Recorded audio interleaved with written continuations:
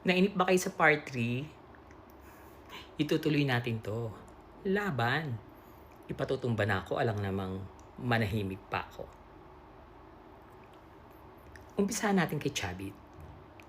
Bakit siya kasama sa eksena na to na mapatalsik ang presidente?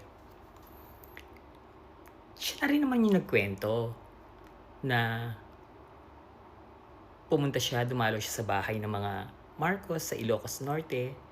Tapos dala niya raw yung mga papel ng Metro Walk kung saan nakatayo yung Luis Chavit Singson Bodol Company niya. Yung lupa na yun sa Metro Walk na napunta sa kanya. Alam nyo ba, yung lupa na yun kasama yun sa tawag dito, yung kinumpis ka ni Cory na pag-aari ng mga Marcos. Noong mga panahon na yun, di ba, lahat ng pag-aari ng mga Marcos, inan ng PCGG ba yan? Ganyan. Tingnan nyo kung gumagawa ako ng kwento. Nako, Chavit. Sinequester yan. Sequester, yan, ng panahon ni Cory. Ngayon, napunta yan kay Chavit. Questionable, di ba? Bakit napunta kay Chavit yung sequestered na lupa na yon sa Payanig sa Pasig? Yon. Ngayon, may couple pa na nagki-claim din na sa kanila yung lupa at may dala ring papel. Alam niyo nangyari din sa mag-asawa? Ayun, tinumbang preso, natigok, patay. Spurious title yan. Chavit, di ba hinamon kita? Hinamon kita na ilabas mo ang title ng Metro Walk. Kapag totoo yan, ako mismo pupunta sa bahay mo, tapos magpapabaril ako sa'yo, o kaya pakain mo ko dun sa tiger mong, Black Panther mong kamukha mo. Di ba hinamon kita pero hindi ka sumasagot? Hanggang sa marami pa ako. Kung nakapa-follow talaga kayo dun sa Pebbles de la Quera 2, marami ako linabas dun. Kompleto with evidence, lahat yan. Pating illegal dredging niya, black sand mining niya. Alam nilang hindi na makakalabas si Digong. Alam nila. Kaya pinlano na nila tong coup, people's power, at ang totoong plano talaga dito, yung assassination. Hindi magwawagi ang Duterte sa people's power lang. Ayaw na ng mga tao. Pagod na sila dyan. At higit sa lahat, lagi kong sinasabi yan, hindi dilaw at pula lang ang naglalaban ngayon. Nung araw, pwede pa. Ngayon, hindi. May berde. Ayan, kay Saramaw. May pula sa mga Marcos. May dilaw. At may pink. 4 na. Pula, dilaw, pink. Ayaw sa Duterte. Paano kayo mananalo? At bakit kayo dumami? Ibig sabihin, funded kayo. Dahil ang tagal ko na nga nagmaisog, nag-Hong Kong pa ako ang nagsimula ng EDSA Friday Group, wala kaming tao. Walang supporter. Wala kasi kaming fans. Ngayon, ang daming naglabas ng fans. Nakakasuka. Naglabas ng fans yung mga senador na magnanakaw, yung may insertions, yung mga katulad sinabi ko kanina. Yun. Nakakasuka talaga. Hari, hindi mo napapansin. Yung suot ko na damit ngayon ay yung suot kong damit nung lumabas ako sa Tricom. Sinadya ko talagang suot to para hindi mo ako makalimutan. Okay, kay Chavit na ulit tayo. Jowa ng apo ni Chavit, si Kitty. Tapos, ayaw niya na mabuksan ang kaso ng Metro Walk dahil mawawala sa kanya yung lupa. Peke yung title. Yung title na yon, ang gumawa nun ay Register of Deeds sa Quezon City nung panahon ni Gloria. Nung panahon ni Gloria, spoiled na spoiled yan. Yung Register of Deeds na kakilala niya na ang apelido ay kilala, inilipat niya sa Pasig. Ang taray, di ba? Tapos yun ang dumoktor. Chabit, yun ang dumoktor nung titulo. Alam mo yan, spurious title yan. Kaya kong ilabas yung pangalan ng tao. Kaya hindi siya maka-eksena.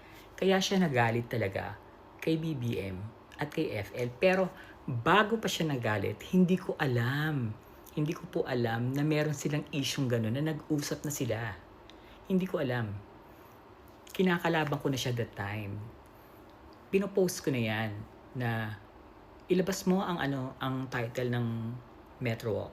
Hindi ko pa alam na nag-usap sila. Kailan ko lang nalaman. Sabi ko, ay shit, noon ko pa pinopost siya na yung title ng Metro Walk. So yun pala, nagkaroon sila ng ganong eksena. Tapos ang sabi niya is, kaya siya nagtatampo dahil nga nung nag-Japan sila, hindi siya binanggit na isa sa mga guest. Diba? Ang babaw eh. Tanda-tanda mo na nagtatampo ka pa.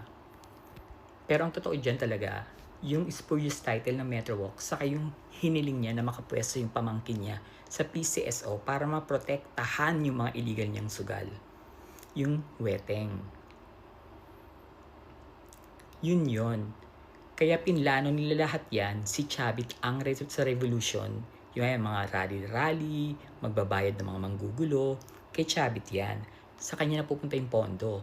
Iba pa yung mga mag-a-assassinate. Sa Davao naman yon. Sila ang kukuha doon. Ngayon, yan Sara Army na yan, nung nabuking ko yan, pinost ko yan ng, anong date ba to? September 20 rin yata. Pinost ko na lalabas ang Sara Army. Nabuking ko yan, alam mo Roque kung saan. Nung pinagtatanggol ko yung mga magsasaka sa Maribeles. Natatandaan niyo yun?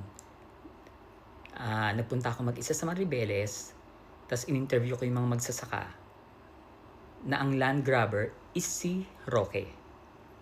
Ninakaw mo yung mga lupa ng magsasaka. Lumabas na lang na ang title ng mga lupa ay canceled na.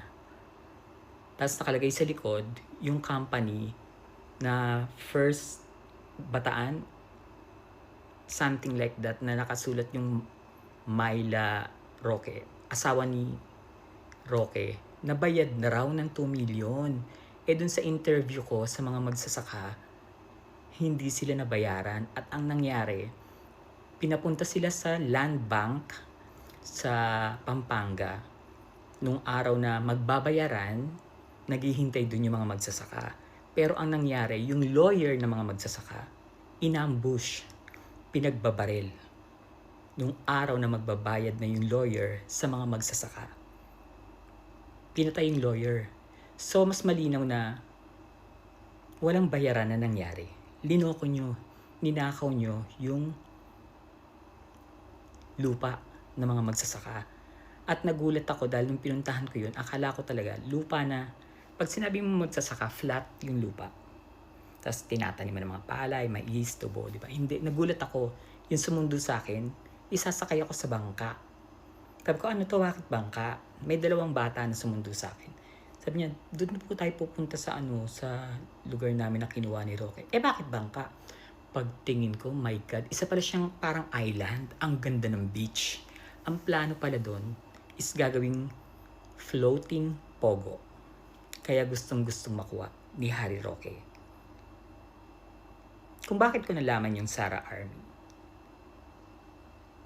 Dahil nabuking ka ng isang Sara Army dun sa ginagawa mong pagnanakaw. Diba? Alam mo yan. Nabuking ka. Nung tinutulungan ko yung mga magsasaka, sabi ko, sinong tumutulong sa inyo? May tumutulong po sa amin dati, ganito, ganyan. Research ko yun. Roque, sagutin mo to ha. Itong sinasabi kong to. Bakit ka tumakas? Kasi mabubuking lahat to. Yung pagnanakaw nyo ng lupa, marami kayong linan-grab nila Duterte. At ikaw yung nag-aayos noon. Nung time na wala ka sa palasyo. Di ba nag-off ka noon? Tapos pumalit si Panelo. yun yung time